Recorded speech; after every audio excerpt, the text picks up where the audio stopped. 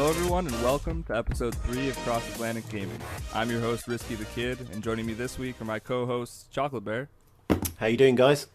And DocH1X1. Hey, what's up? Episode 3, guys. How was your week? What have you been playing? What's going on with you? You go, Chocolate.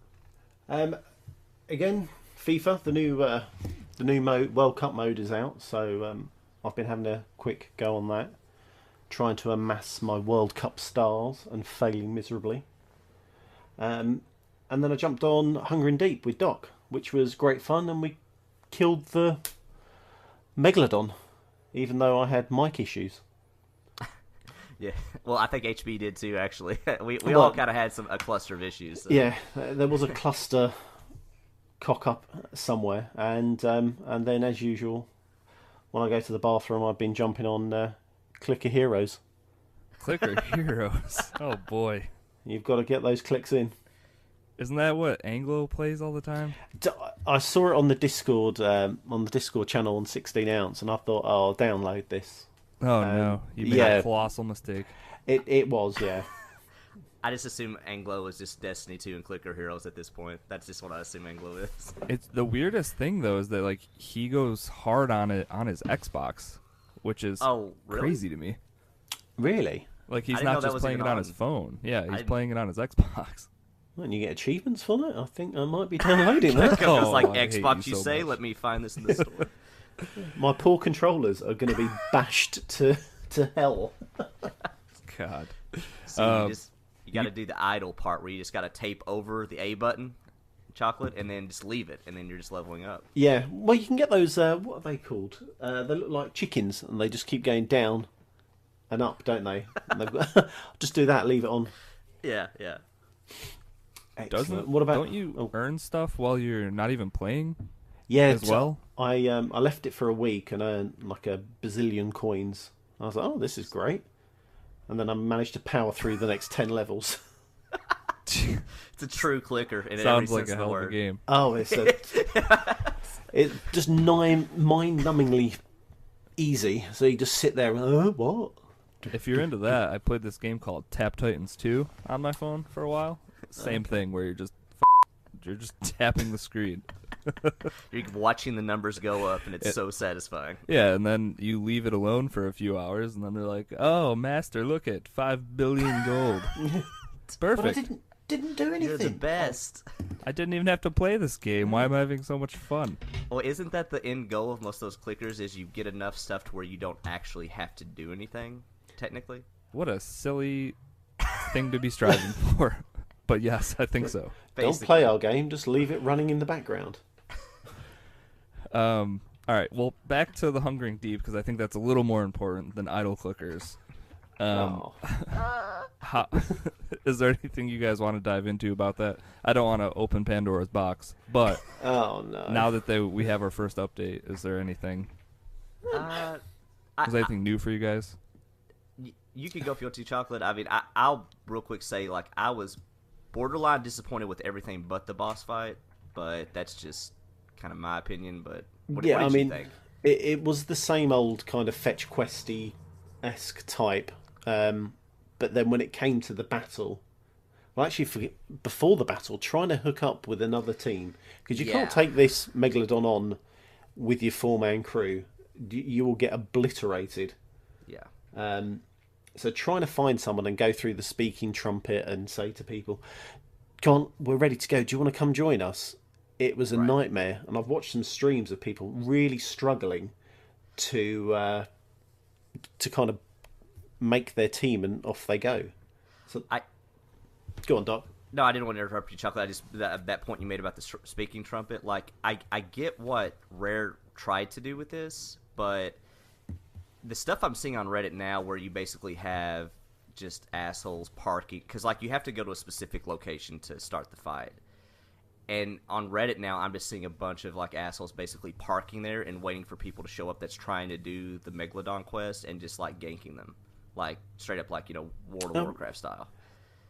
And part of me is like, I get what Rare tried to do here, and it for us it did work. It totally worked out for us, but I think they need to have some sort of bounty system in the game, honestly, at this point, for people that are just constantly ganking. I know it's a pirate game. I know it's not Sea of Friends. Like, I get all that. But I think they need to have something in the game for people that just maliciously go to ruin everybody else's fun, basically. Well, I think we were lucky. I mean, by the looks of it, because we were on it first day as soon as it came out, everybody Exactly. wanted to get this quest done. But what's funny though is even me and Chocolate found out the hard way that like once we got back to turn in the quest and get like a special scar and a few other things like a figurehead. But like even when we got back, there was like a couple more ships parked, and we couldn't figure out if they were like getting started or what. It was the most uneasy like alliance I've ever heard. Like basically 15 pirates on a beach, all with guns and all with like friendly fire off. Like That's intense. or on, and it's just like, and of course, like what happens, like you hear one gunshot go off, and I think it was for a skeleton, but then like everybody else was like, "We going? Is this on?" Like, and we got wiped out at the end, but like it's like whatever, we finished, but it's. I don't know. The future of that game is I'm interested to see where they go with it. I thought it was cool, the boss fight, but I'm like Chocolate. The quest leading up to the boss fight was I could take it or leave it. Yeah. Like, But I think the next one will be the actual DLC that will make or break it, because this one was too close. Lead times weren't that good.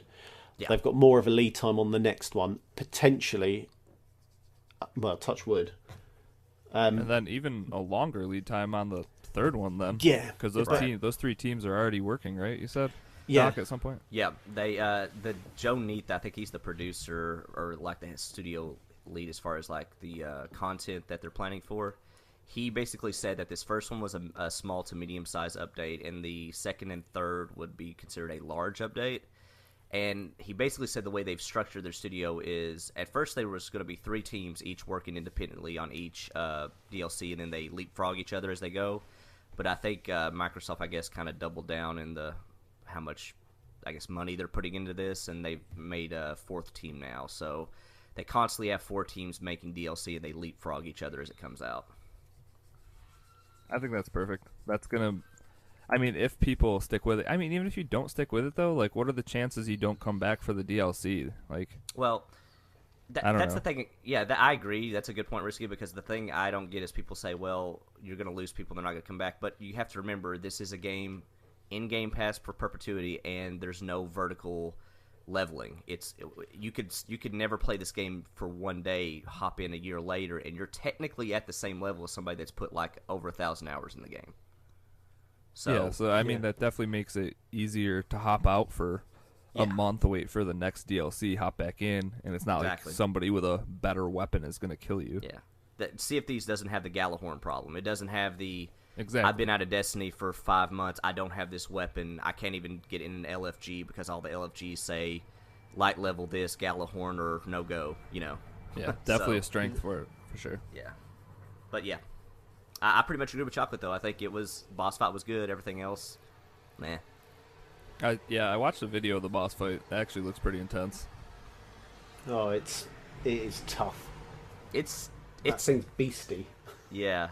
It's borderline scary too. Like that thing is random. It's got enough of an independent AI that it swims around and does its own thing enough to where like, you see a giant. I mean, even if you're not afraid of sharks in real life, you see like a giant shark bursting out of the water like that. It's a little scary. So. Pretty Is cool, it though. enticing you to go see The Meg with Jason Statham when it comes out? I didn't even know this was a thing.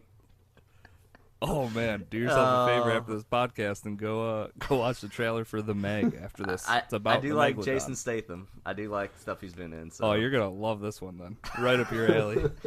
Is this what are we talking on scale of like ridiculous on as far as like 1 being Jaws, 10 being Sharknado? What are we talking here? Oh, I don't think it'll be as bad as Sharknado. Okay. At least Sharknado realizes what it is. I don't think this does. So maybe that'll make it worse. Actually, I don't know. So this isn't like enough of a self-realized that they're trying to take it like somewhat seriously in this one, maybe. Yeah, it definitely seems like it. So, All right, I'm sold. should be interesting. All right. Well, Doc, is there anything else you were playing this week? Nah, I pretty much hopped on with Chocolate for that, and I've been found a newest thing to tinker around with. I'm gonna phrase everything in the next few sentences here with a friend of mine did this because I don't want to implicate myself in anything because public announcement: ROMs are illegal. You should not download them or use them on emulators because that is intellectual or that is proprietary, whatever you call it, intellectual property of Nintendo. So, yeah, that stuff's bad. But However, I like where this is going. Yeah, I did get to see a friend of mine. Basically, there is so you can go on. This is all on your Xbox, by the way. Everything I'm about to say requires no outside tech, anything. You can boot up your Xbox and do this right now. Basically, you can go to your Microsoft Edge on Xbox, type in nestbox.com, and it is basically a JavaScript web page that has just a JavaScript prompt in the middle, and it is essentially an online emulator for anything and everything Nintendo and Sega prior GameCube, N64, and probably Dreamcast, I guess. The way this works is you then go to your OneDrive, and again, not saying anybody should do this, but if you were, say, to get ROMs for old Nintendo games, I'm talking like anything from Game Boy Advance to SNES, anything, and load those ROMs onto your OneDrive, you then go to nestbox.com, and you can link your OneDrive, and with your Xbox controller, you can... I watched my friend play Super Mario World. I'll leave it at that. With an Xbox controller. With no delay. It's pretty cool. Yeah, I had a buddy try that about a month ago, and his experience was not as good. There was a lot of lag, and like it seemed like there was like input delay or something. Yeah, they might have patched it. I tried it when it first came out last year. You saw someone try it. Oh, yeah. Timestamp. Okay, yeah, no, I watched somebody try it late last year, and yeah, it was pretty much in that state then. I say it worked pretty great. It's not flawless with what I saw, but it's good enough to where you're sitting there saying, hey, I'm playing Super Mario World, and it works. This is pretty neat. So, yeah. So if you want to maybe watch somebody else do that, it's pretty fun. I love the way you thought about what you were just about to say.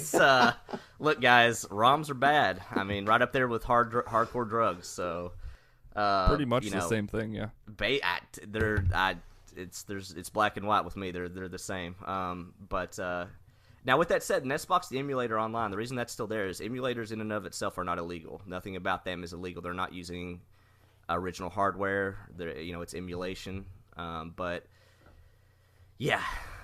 So if you do have a friend out there downloading ROMs from torrents or whatever they happen to use, just be careful, stay safe. So that's what I've been doing though. So don't do ROMs. Me and my buddy's been doing. Yeah, don't do drugs, don't do ROMs, stay in school. Don't do ROMs.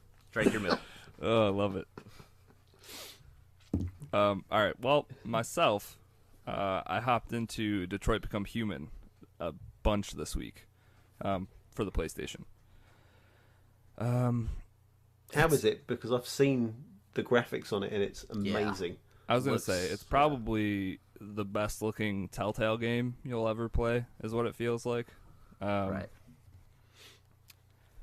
I feel like I have to be close to like 10 hours into this game, and I still am not positive if I'm near the end, which is actually kind of cool because I figured it would be like 5 or 6 hours and then I was done. But it's actually been longer than what I would have assumed, so that's been nice. But yeah, it's very Telltale-esque. It uses a lot of the weird motion stuff and like the touchpad on the PS4 controller. So like if you need to open a window, you need to actually like flick the controller upwards, or like if you're dumping something out, you actually tip the controller over. It's real gimmicky, but it kind of helps with the immersion, I would say. Has the story been pretty good so far? The story's been good. You're following 3 androids, so it's 3 different storylines, and as of now they haven't intersected. They do there's like bits and pieces in the overarching world where you'll see something on like the news about something else that's happened. It's really tough to talk about this game without talking story beats, and that's literally what this game is a story. Like the gameplay, if you're here for great gameplay, like you're barking up the wrong tree for sure. It's simple. I mean, I feel like people probably because it's basically in the vein of like Heavy Rain, Beyond Two Souls, right? Oh, same exact. Yep, exactly. Yeah, so I feel like people should. I feel like the people that are going to be into this probably have that kind of expectation. I would think, Right. Yeah, that's fair. If you're someone who didn't take the time to look into what this was and then bought it, you might be disappointed.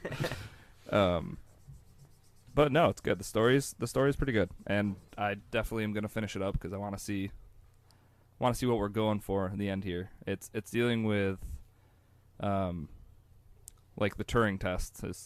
It doesn't actually deal with the Turing test, but I can't think of a better way to phrase this. So it's like AIs are becoming sentient. Yeah. It's like it's going over that story. So they think they're alive and shit like that. It's super interesting though. Definitely. I was hoping I could rent it, but I couldn't. But I had a 20% off coupon and a game share on PlayStation, so it wasn't terrible. But for a $60 game, I don't know. Maybe wait for a sale. Just because it's not super gamey. Replayability, like you always have the option to go back and see other paths and whatnot. But to me, it's like you finish the story once and like that was your story. I don't need to go back and make a different decision to see something else. I don't know. I think it's like when we talked about Vampire 2 with the one save. Me and you pretty much said like we don't really replay the Telltale games either, right? I literally never have, so that won't be the case with this. The only thing, like, my girlfriend started playing it as well because this is one of those games that she could like actually play, and just having to what? Go on, I was going to say, did you make her choose the opposite to what you did?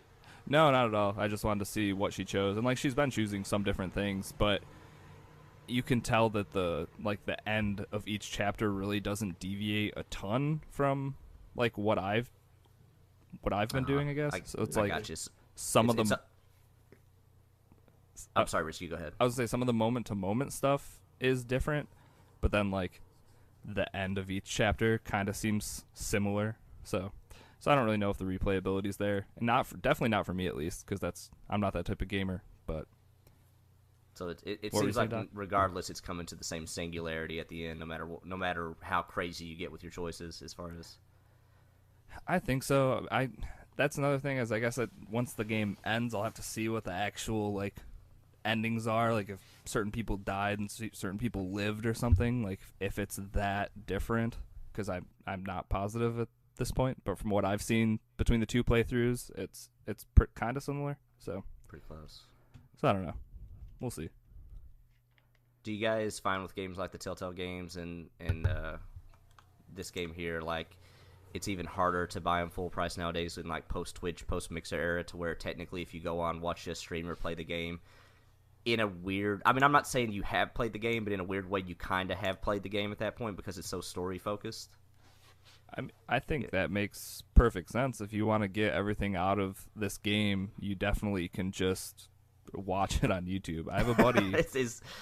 who he doesn't have a PlayStation, and I was like, man, Detroit's like really good. I've been liking it so far. He's like, yeah, the story was really good. And I was like, did you buy a PlayStation? And he's like, no, man, YouTube. And I was like, oh, all right. Well, he's like, yeah, I know every single ending. And I was like, how much YouTube did you watch? he was ready to discuss. He was ready to discuss Detroit Become Human. He was ready to go. Yeah, 100%. But yeah, like you were saying, that's definitely an avenue you can take to consume this game.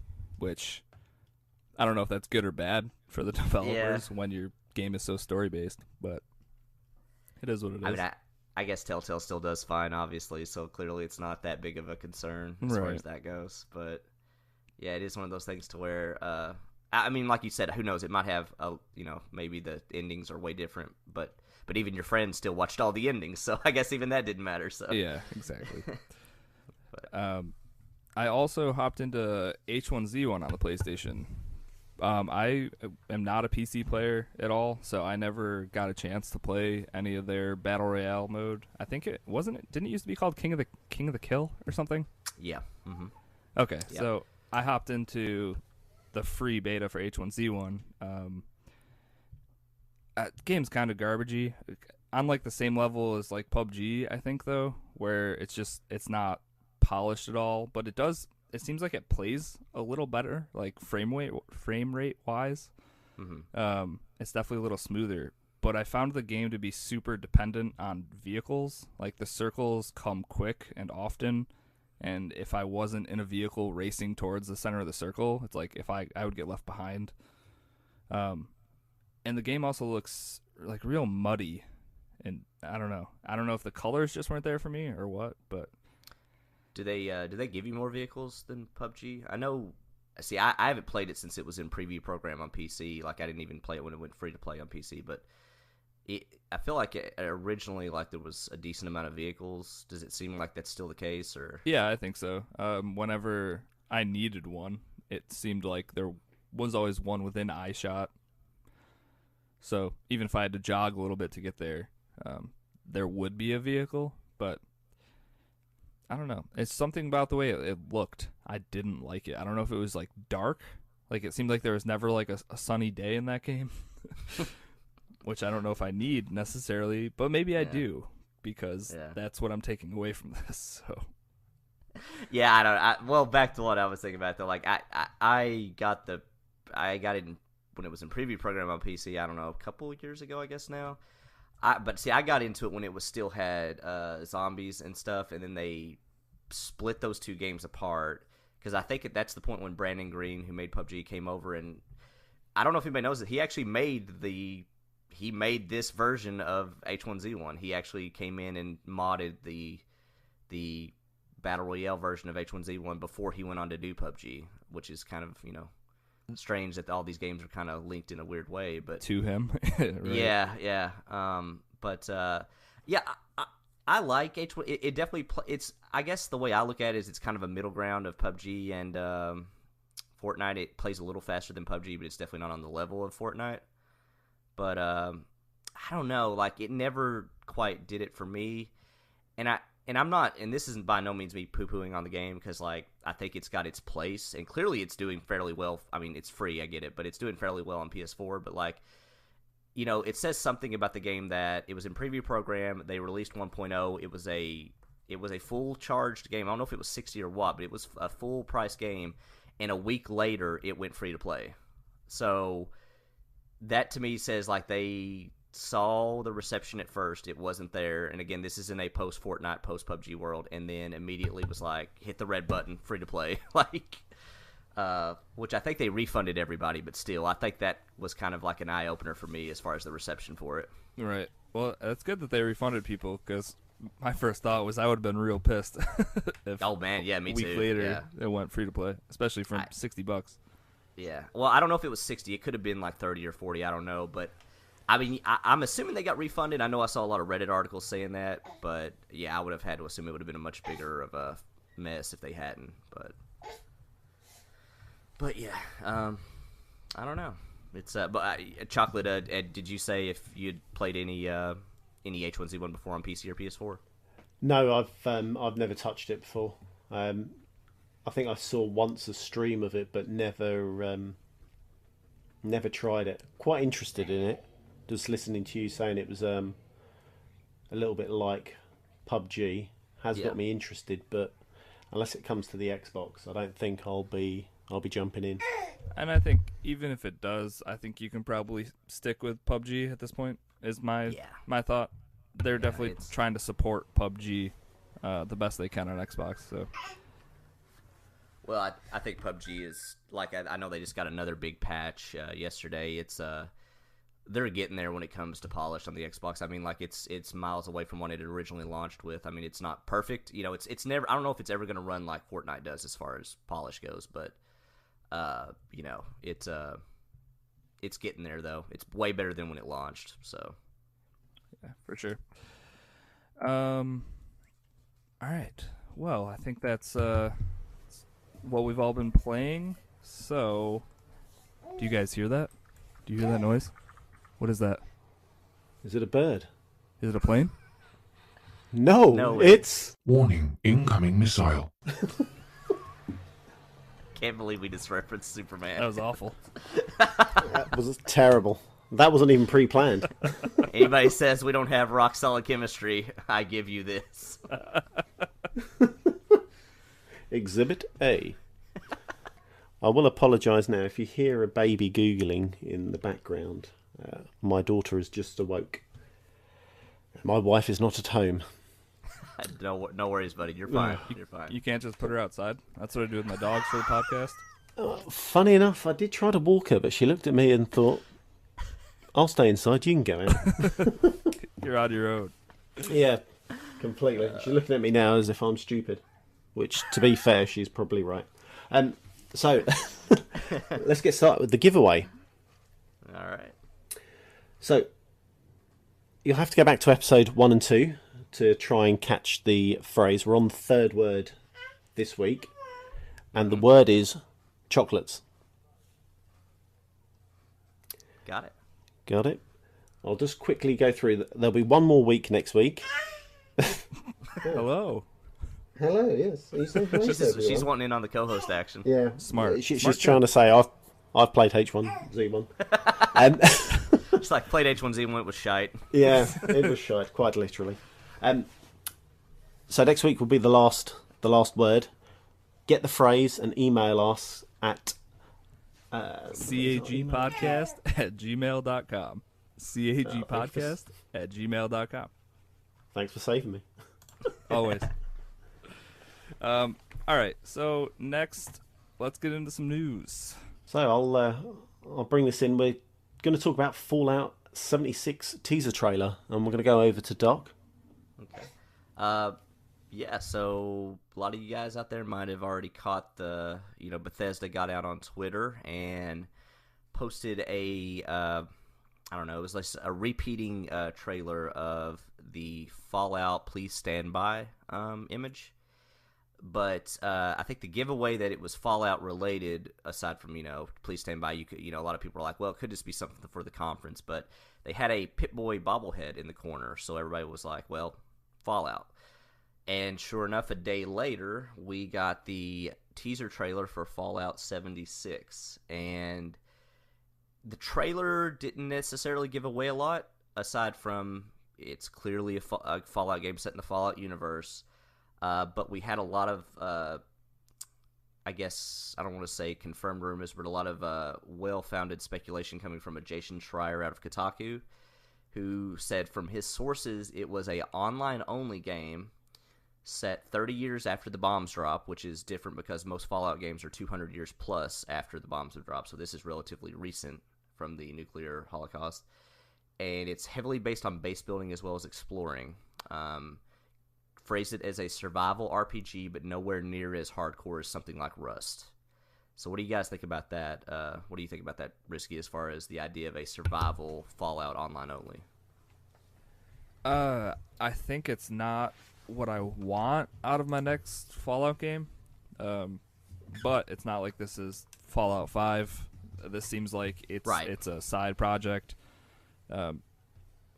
So it's a good world to have a survival RPG. I love the world of Fallout. That's the main draw to Fallout games for me, is the wasteland, is the cobbled together armor, the cobbled together weapons, the mutants, stuff like that. It has all the right materials there. I guess I'm just not sure if this is the type of game I want out of it. But I mean, all the right pieces are there, so maybe I'll end up loving it. Did you ever play Fallout much, Chocolate? Yeah. Yeah, I love Fallout. I'm a big fan of it. You can lose countless hundreds of hours playing that game, which I've done. Yeah. I mean, as far as the Bethesda open world RPG, it's endless side quests. Yeah, I guess I agree with Risky, though, in the sense that, like, I don't know what I wanted from a sequel, but then I guess, it's like you were saying, this isn't Fallout 5. They've made that pretty clear. But, It'd be interesting. Yeah. I mean, yeah. Sorry, Doc. Go on. No, you go ahead. That was it. Yeah. It'd be interesting to see if it's true that this online aspect will be there, and how it's going to affect you or affect the decisions you make, especially with what we've just played off the back of State of Decay 2, where it's co-op, but not the co-op that everyone wants. I guess the big question is, too, is as soon as I saw base building online only, my biggest question is persistent world. Does that mean somebody can come in and wreck house at my base? I guess that's always my first question. Right. Because I'm kind of picturing, like, just Elder Scrolls Online translated into Fallout. Yeah, kind of makes sense. I guess I'm wondering if that's what this is then. Yeah, I guess maybe. But then what threw me off was how they used the words survival, not hardcore, but survival-like aspects to it. But then they said, like, you know, we're not making Rust, though. It's not hardcore. Right. But I'm like you. I don't know what that means in a post Elder Scrolls Online world either. And even like the heavy base building part, like I don't really know how that fits in. Like you said, if you spent all this time creating this awesome base, is somebody just going to come destroy it?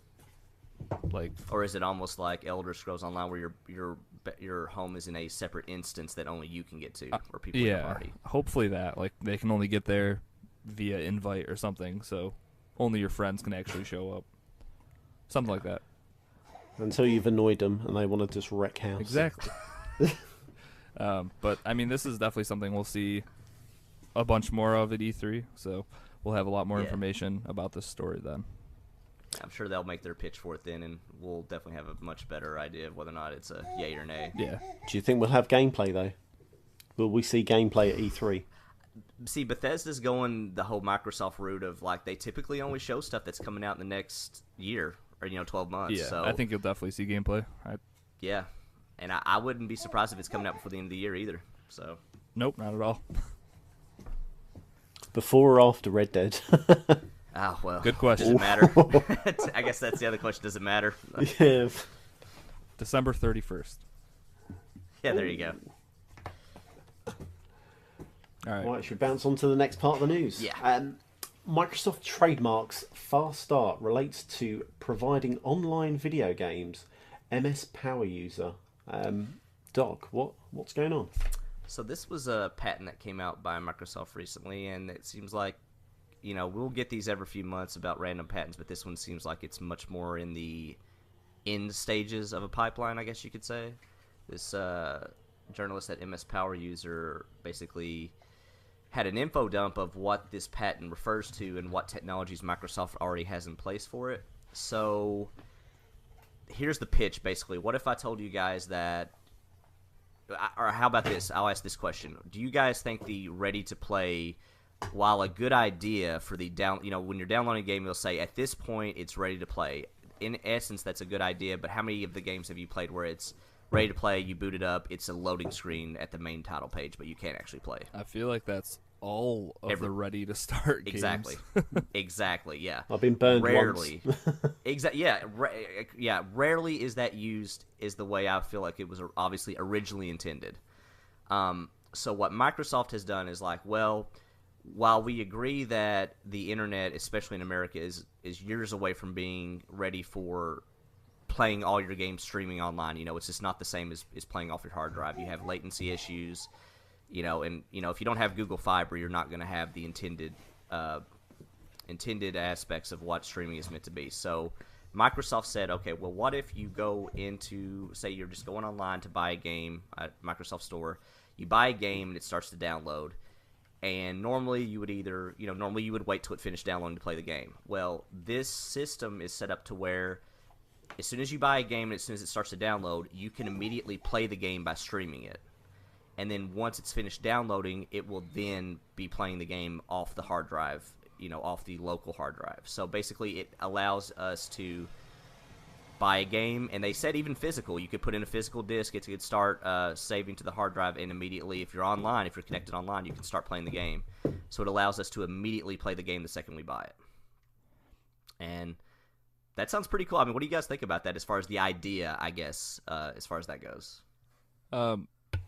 I mean, I think it's a good idea. I'm just wondering what it does to your actual download times Which I honestly doesn't matter though, because if you're streaming it anyways, then who cares if it takes you 3 days to download it, as long as you're still being able to play the game. So, yeah, I guess that's true. If it works, I didn't think about that. If it works as intended, there's nothing to complain about here. I don't think, unless you have data caps, which are horrible, horrible things, then it might be an issue. Yeah.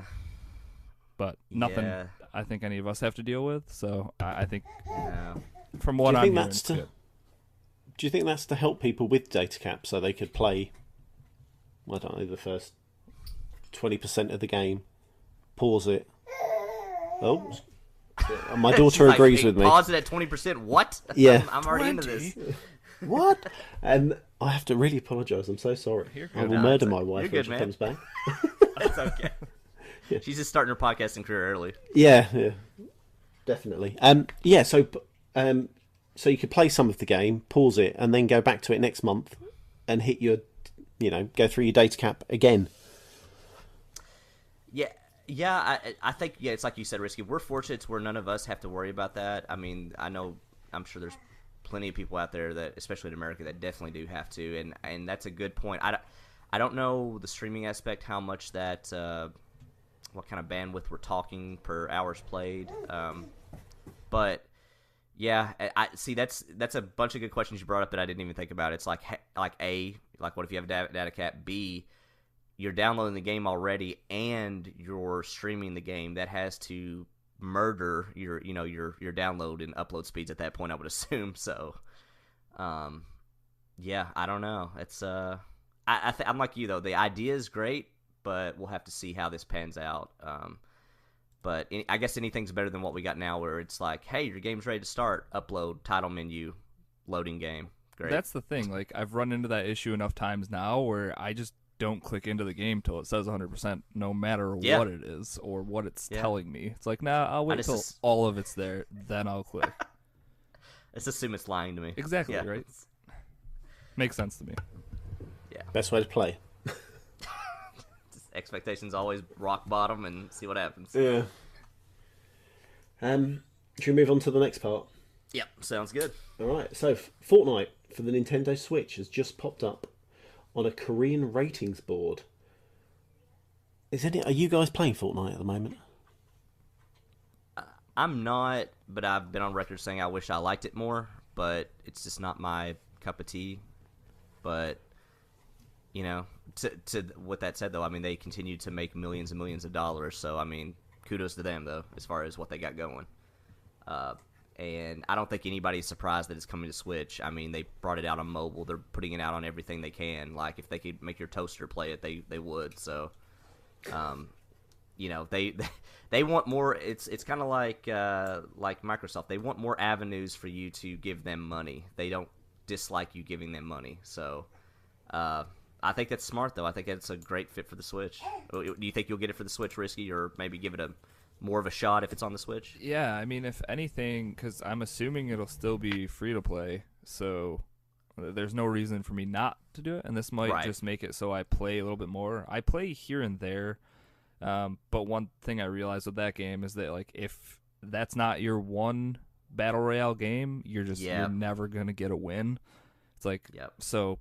And like that's the whole thing. If you know you can't get a first place in a battle royale game, it's like all hope is lost, and I don't know. I don't want to play that game then.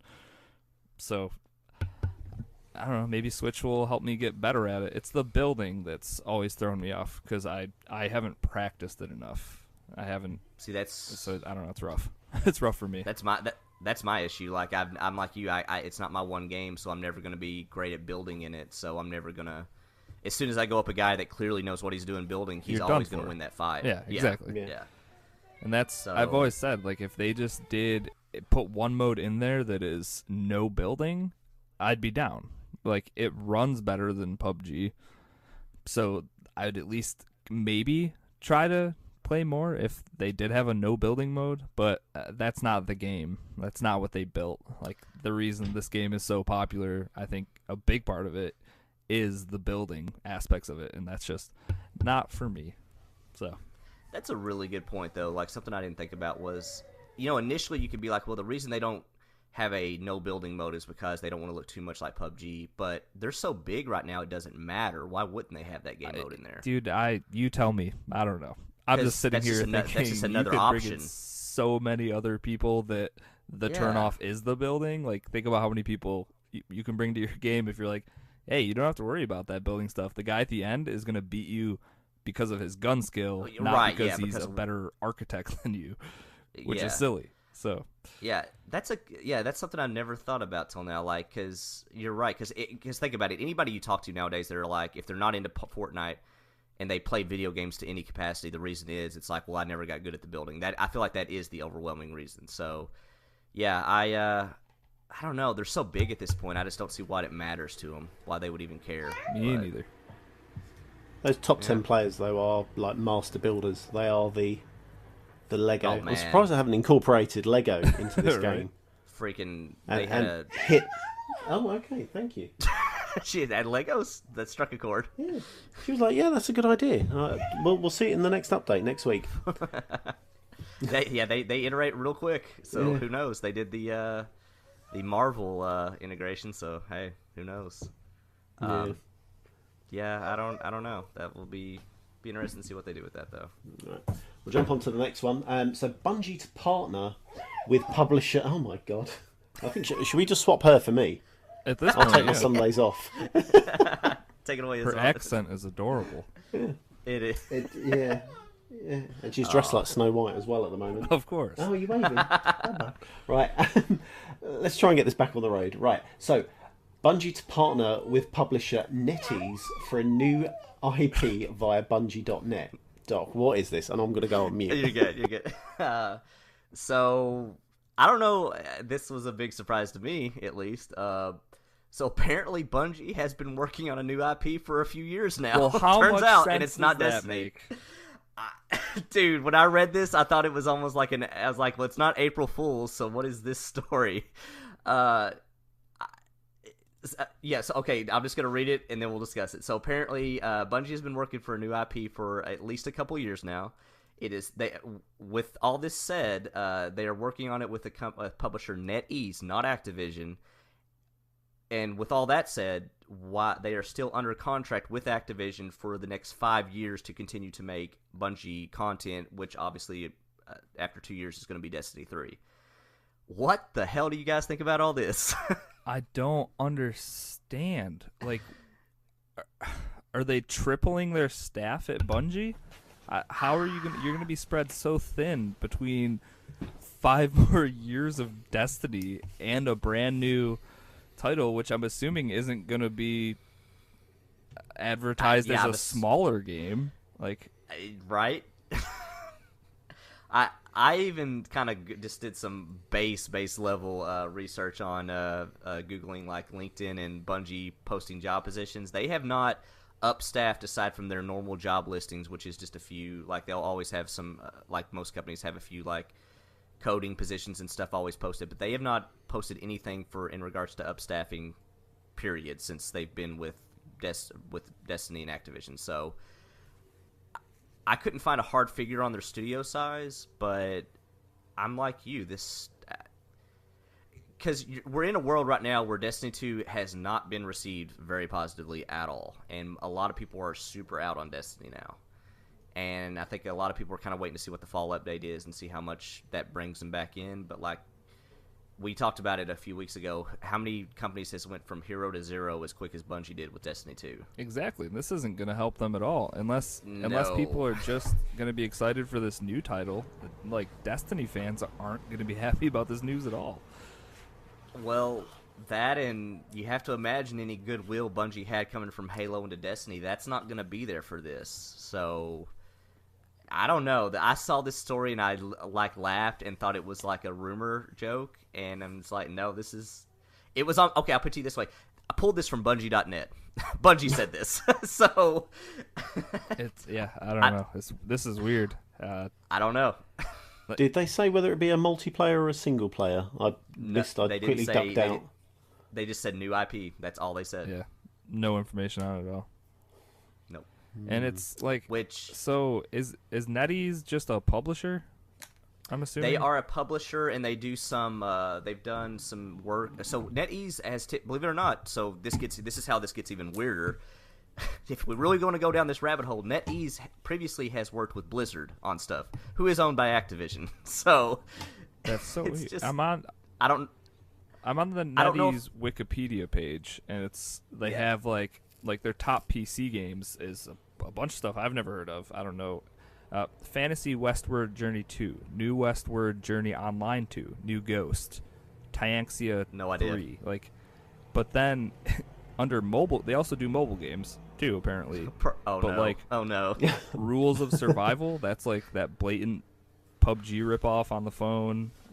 Oh, right. Kung Fu Panda 3 mobile game. I don't know what's going on here. I'm nervous. You're saying Bungie are going to do the next installment in Kung Fu Panda? Kung Fu Panda 4 for mobile. Perfect. Guys, I think through our investigative journalism, we just uncovered the next clicker hero brought to you by Bungie. Oh, I'm down. Count me in. Yeah. You can't mess that up, right? Watch the numbers go up forever. I was going to say you can't mess it up, but who knows? Maybe you can. Who knows?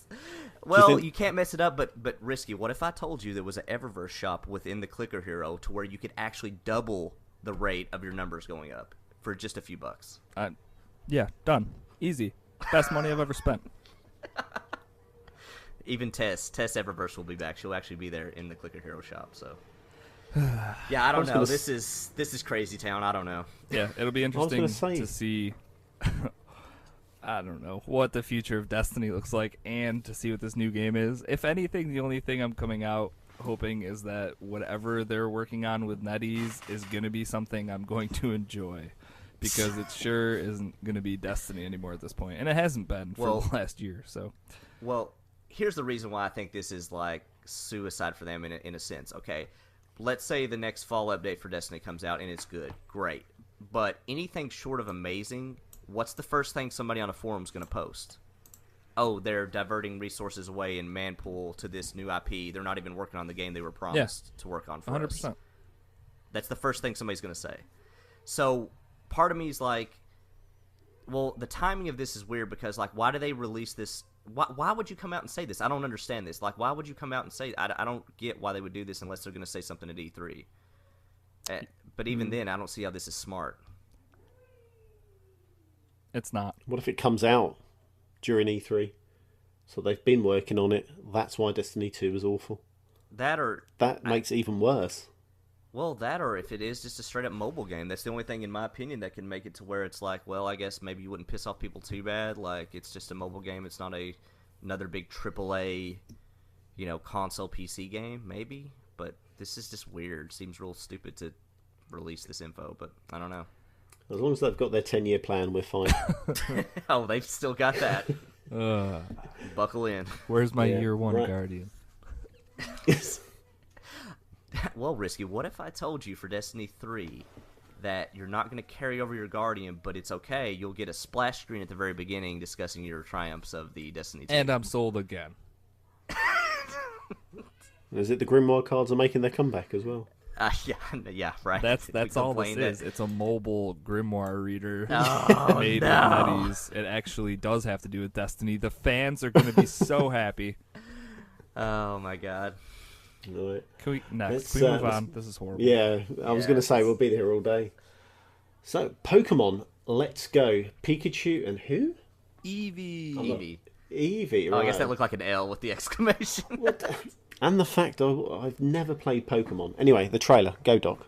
Okay. So, so they're making we've heard rumors for a long time, and I think Nintendo even come out and said last year that they were making a core Pokemon franchise game for the Switch only, coming out this year, and we got our first look at that. And so I'm going to kind of look at you a lot for this, Risky. So, like, I haven't been into Pokemon since Red, Blue, and Yellow, and I even played Gold and Silver a little bit, but I got out of Pokemon after that. Like, they kept adding too many, and I never got back in. This game apparently takes place in Kanto, which is the same setting for Red, Blue, and Yellow.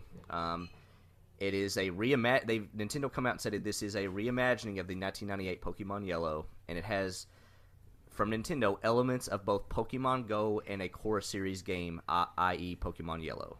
What do you make of that? All right. Well, first I'm gonna backtrack for a second.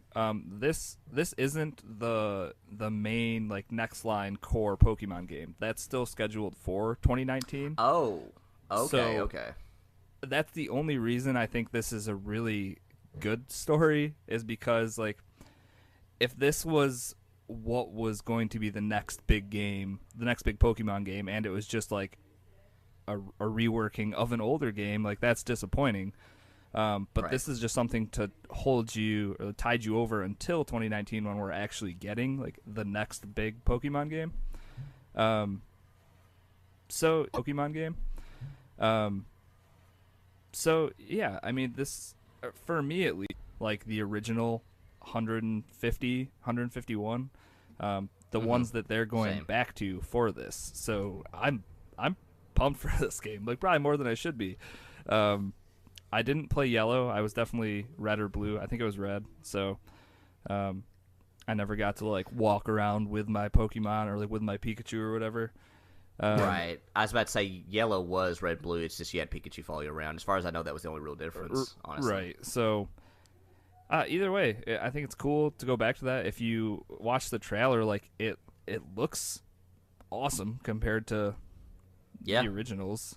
And I'm not sure how the co-op's working, but they did show two trainers on screen at the same time, like running together. So I don't know if it looked like you can like battle Pokemon together with your like co-op partner, which is kind of cool. But one of the big things here is the Pokemon Go elements. They showed people transferring their Pokemon from Pokemon Go into the actual Switch game. Oh.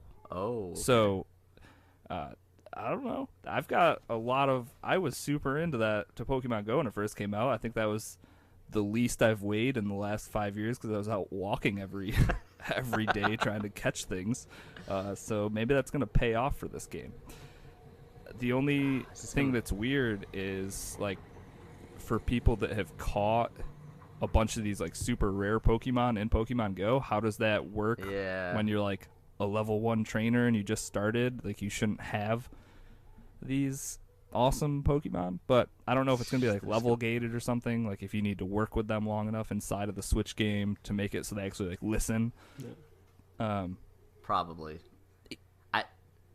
I'm a little afraid this is gonna get me back. I never got into Pokemon Go because I was so ardent at the time. Like that was my free to play games and all their hooks. Yeah. Like so, I was like, I'm making a stand here, but I'm just like, I kind of wish I had gotten into it now because knowing this, I'm like, oh Well, man. dude, that's like, the funny thing is that like this last week I've been playing a lot of Pokemon Go again. Yeah, So, yeah, true. nah, I'm excited for it, and because it's not the next big one, and that's still scheduled and still being worked on, and will still be here next year. That makes this okay, I think. Yeah. I see. I didn't realize that, and that actually makes me feel a lot better about the whole. Because what I got worried about when I first saw this was like, the next big installment, and it has elements of Pokemon Go, and I'm like, okay, well maybe it's not going to be the mainline Pokemon game I was looking for, but I think this sounds really cool with what they're doing with this, and then the fact that it's a mainline one is still coming. That sounds good. Yeah. So I don't think you can go wrong here. So good. cool. So the next part, Assassin's Creed Odyssey. Yeah. So how much did you guys enjoy Origins? Great. It was probably the best Assassin's Creed game ever. Easy for me. I actually agree with I agree with you, Risky. Like my Assassin's Creed history before that was I've played just about all of them. Couldn't give a crap about all of them. Never liked the real time integration into it. I've always been a fan of saying I think it should just be you're in the past. The story is encompassed in the past. I did like the ship stuff in 4. Aside from that, yeah, I think Origins was the best Black one. Flag is Black probably Flag my was second. good. Yeah. Easily, I think. Okay, I'm going to phrase a question here for both of you. Would Black Flag be your second if you took out the ship combat? Blah. Because then you basically just have an Assassin's Creed Yeah, game. and then Yeah. you're just a pirate, and I don't know. Yeah. I don't know. Probably Yeah. not. Yeah. So I mean, but either way, I think the hook was that with Origins, they took a 2-year break. They said, hey, we're going to kind of hit the reset button here, and it's going to be Assassin's Creed, but we're going to refresh it in a lot of ways. And I think that for me, at least, it was the big open world. It was the combat was refreshed, and actually you weren't just hitting a button and constantly parlaying everything like in the old Assassin's Creed games, you could have an endless horde of people come at you, and as long as you hit the button at the right time, you could kill them all. So, they changed enough stuff to where they really did a good refresh on Assassin's Creed, which kind of links us to our story here, which is there will apparently be another Assassin's Creed game this year, a year after Origins. They are going back to the, I should say, yearly franchise model, and this game will be called Assassin's Creed Odyssey, and it will take place in Greece. What do you guys think about them going back to the every year model? It makes Go on, Risky. It makes me nervous, but yeah, I feel like you can't backtrack at this point. So they know how much everyone loved Origins. So if you're not, at the least, keeping it as complex, as deep, keeping the combat system the way it already is, you're doing something wrong. So if anything, they're just gonna improve it, hopefully. Because that's the thing. If it's Assassin's Creed Origins caliber every year, whatever, sure. I'm not going to turn down an amazing game every year. But if maybe a few years down the road from now we get fatigue again, but for whatever reason Origins was, I don't know, such a breath of fresh air in that series, and I think they need to keep going, and that might be why we're getting this a year from now, is because of how well it did and like how into this one everyone is. That why not put another one out a year from now and, I don't know, hope to get the same reception. It makes sense to me. Yeah. See, it worries me. It worries me coming out yearly. I think I agree with you about that, Chocolate. Yeah. It's because, bearing in mind this year you've got Red Dead coming out, plus you've got everyone's Christmas games that wanting to come out. Why go yearly this year? Also, with the success of Origins, are they just going to reskin it to this? I can only assume is going to be some sort of Greek god-esque type game. I think the thing about Ubisoft is like they notoriously have they have more studios worldwide, more people working on their games than I think anybody pretty much at this point. And it's all about them just having all these different studio locations just coalesce and work on a game together. And if you think anybody could take the blueprint of Origins and then build off an every year model off that, it would be Ubisoft. But then part of me goes back to, how much of the polish of Origins was due to the fact that it had an extra year? Like, would it have been the same type of game with almost like AC Unity levels of bugs had it not been another year? I guess that's my worry. Are we going to have an issue to where we get a every year game that's going to have the launch of AC Unity or something like that? But we'll see. I think they probably, I like to think that they know what they're doing. When they saw the reception from Origins and they saw that, hey, clearly the fans like what we did with this.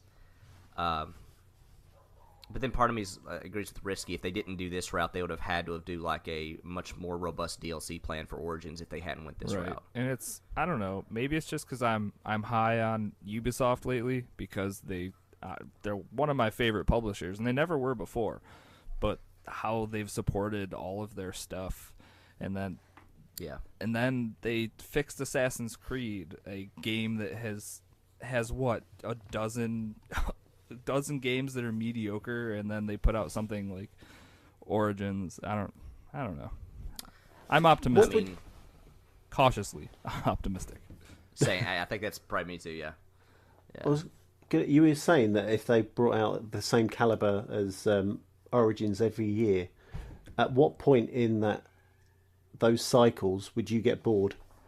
Because if they're still hitting that same level, so our expectations are now set higher for an Assassin's Creed game, what happens when they deliver potentially the exact same game? At what point do you drop off and go, well, hang on a minute, I'm expecting you to keep delivering higher and higher? I mean, Yeah. it'll happen eventually. I mean, that anything that's on a yearly cycle is going to do that. I mean, I would argue that we're still waiting for the AC Origins of the Call of Duty cycle. You know, they still haven't hit a big refresh button on their. I mean, even though we're getting a fairly new thing this year, I bet it's going to look and play a lot like the previous Call of Duty. It's a first-person shooter. Like, you can't. It's tough to stray for them. True. That's true. That's a good point. Yeah, I don't know. So I mean, it's. With everything, You can argue Assassin's... we'll get fatigued on it eventually again. Yeah. They'll take another year inevitable. off 3 years down the road from now, and hopefully they'll fix it. It's just like I said, optimistic because of the last product they put out. So we'll see. Hopefully And it'll be good. I'll say this to Risky's point too. I never really liked a previous Assassin's Creed mainline game, and this one I loved Origins. So. With that said, you know, part of the reason why I was probably tired of Assassin's Creed is because I never really liked any of them. So That'll do it. You know, I mean, this is already off to a better start. There was I don't know. A lot of those games weren't that good, but a lot of them were decent. So Hey, I don't know. They gave us towers. What would we be without the old AC games Oh, giving us God. towers? Thank you. Yay. Go up here and let us barf icons all over your map. You're welcome. Yep. And now you can do it in your favorite games like State of Decay 2 and Far Cry. Yeah. The list goes on and on. Damn it, Ubisoft. Um, Nah, I'm like Risky though. They are the, you know, you might have issues with certain parts of their games, but nobody can beat them in terms of post product support and a lot of free post product support. You know, as far as that stuff Right. goes. Did you catch the little? I think it was on Twitter. They tweeted out a video of just a dude like Spartan kicking a guy off a cliff, like 300 style. Oh no, I did not. It was like All right, Risky, I'm back in. so. It's just a dude up on a cliff, and he just like, "This is Sparta," like kicks the dude in the chest, and he goes flying, and then just the Assassin's Creed logo pops up, and it's like, "We'll see you at E3." So That's I mean, amazing. That to me says you're definitely gonna be a Spartan. Probably you're gonna be in that part of Greece. So I mean, just the setting alone, I think is cool. So, oh man, Will this be the Rise game that we want? hey, I like the original Got Rise. Assassin's- yeah. You know what? You shut hey, your I'm glad mouth. you said that, Risky, because I'm one of Rise those was a good game. I love Rise, but I it feel was like very... Well, I feel like I have to kind of like very like slowly raise my hand in the back of the room, and I'm like, actually, I liked Rise. Nah, I'm right there with you. No. I liked Rise. Did you, Don't though? get me wrong, but I did enjoy it. You've I not did been to the enjoy it. weekly fan club meetings in a while, Chocolate. So Yeah, well, I did have to send in my card. It's Okay. been a tight few months. sorry to out you, but that's... we're never gonna get a Rise sequel, but I liked it for what it was. Yeah, agreed. All right, well, that has been our news for the week, ladies and gentlemen. So let's close out the show. Next, let's talk about where people can find us, what we've been playing, that kind of thing. First up, if you want to reach us on Twitter, we are at CAG Podcast. Same thing on Instagram, and our email if you have questions, concerns, anything like that, cagpodcast@gmail.com. We're also part of the 16-ounce family, so if you want to reach out and talk to us, you can hit us up in Discord. A link to that will be in the description. Come hang out with us there, chat with us. We're all pretty active, and yeah, Facebook, YouTube, links for all of that stuff will be in the description. If you want to contact any of us, though, I'm Risky the Kid everywhere. I stream Monday, Wednesday, Friday, 10 p.m. to midnight Eastern. Pop into stream if you'd like. Say what's up. I know Chocolate also streams. So, Chocolate, where can we find you? You can find me on twitch.tv/Chocolatebear80. Again, as Risky said, come in, stop by, say hello. You can find me on Twitter as Chocolatebear80. And guess what? My gamer tag's the same. Doc. Yeah, DocH1X1 everywhere. I don't really stream all that much. Probably won't ever until I actually get better internet and upload speed. But yeah, Twitter, Xbox Live, all the places. Risky. Actually, you want to kind of give us a heads up on what we got to look forward to next week in terms of it's going to be a little bit different a situation for us? Yeah, so next week's episode is going to be weird. There's going to be multiple episodes. We're teaming up with the 16-Ounce Gaming Podcast to do a series of E3 podcasts. We're going to do, I think it's going to be 3 or 4. Each podcast is going to go over a different day of the conference with the different publishers and different companies. So we're going to have mini episodes like that you'll be able to find. It kind of put us in a weird situation with what our episode 4 should look like, because we record on Sundays and we usually post on Tuesdays. So we will put out an episode 4. It might look a little different than what you're used to. But it will have the 4th word in the phrase for the giveaway, so definitely make sure you tune in to episode 4. And it should not have a baby in there too. And we're going to get an outdoor baby house. I was going to call it a dog house, but I don't know if you're supposed to do that. So a baby house. Well, I think they're politely called playpens. Oh, playpen. There you go.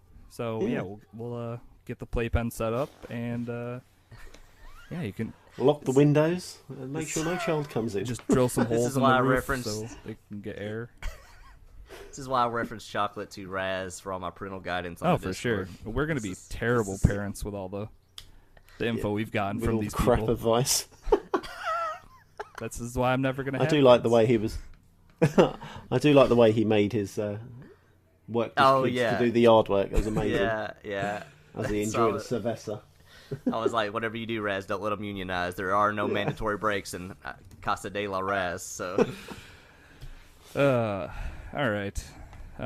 Well, this has been Cross Atlantic Gaming. We thank you for listening to us today. We'll catch you next week for more news, what we've been playing, and, of course, the best podcast game giveaway ever. I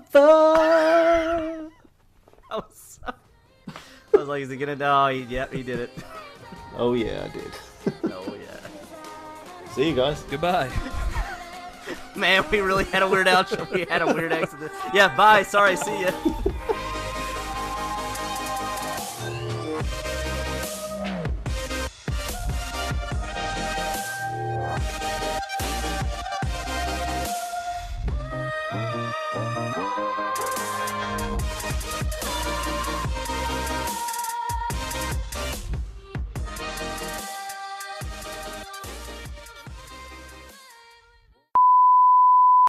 Na.